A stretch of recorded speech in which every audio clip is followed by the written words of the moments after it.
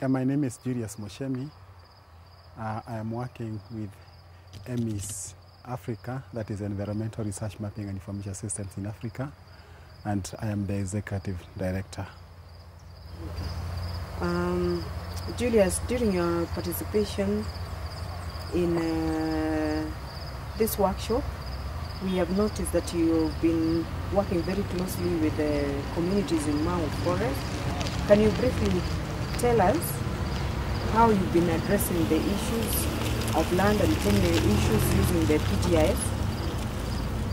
Yeah, the communities in Mau have a long case in terms of land and their tenure. And we have been assisting this community in terms of identifying their indigenous territories, in terms of putting them in map form, because a map is actually quite appealing and quite persuasive.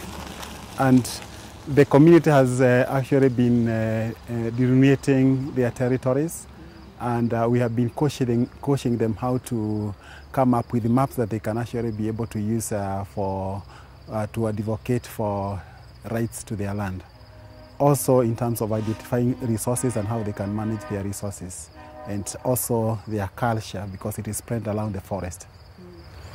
So how important have these maps been to those communities from your perspective, from your experience? Yeah, maps are actually quite important for this community because they have never done it for all the years. And as they have confessed, it's the first time that they have actually put map of their territories on record. So meaning that nobody has the map of their territories on record.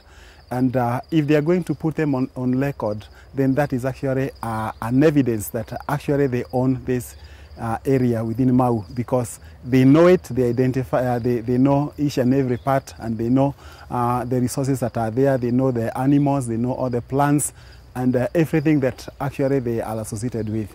So we believe that the maps are actually going to be quite important in trying to persuade the government into integrating them into the existing maps within the Mau forest. We believe that during this period it has not been very easy. Most of the times maybe you've been faced with a lot of obstacles. What lessons have you learned in the process that you'd want to share with the others?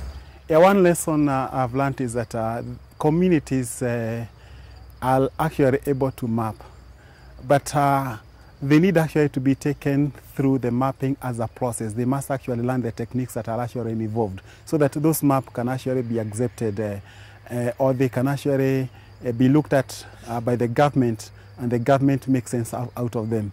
Again, I've also seen that it is important that the government also be brought closer to the community in terms of its developing these maps, because if the government has their own maps and communities are coming up with their own maps, at least there need to be a convergence between the two maps so that the government can recognize the interests of the communities, and the communities can be brought also closer to the existing maps that are with the government.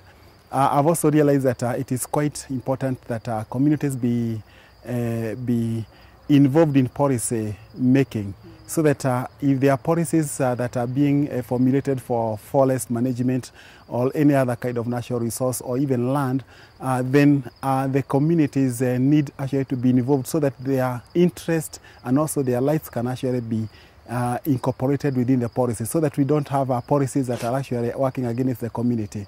So it is important that communities be engaged from the beginning to the end. So do you think, would you say that this process has caused an enabling environment, particularly for the community members, to be able to start the process of dialogue with the government?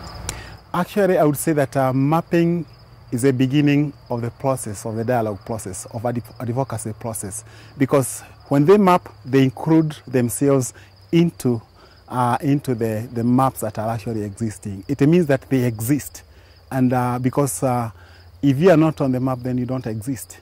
So meaning that once they actually show their location within the existing maps or within their territorial maps, then that is actually the beginning of showing the government that they exist, they have an interest on a certain piece of land, and they are also able to do other things, because a map is a beginning to natural resource management, into land use planning, into preservation of culture.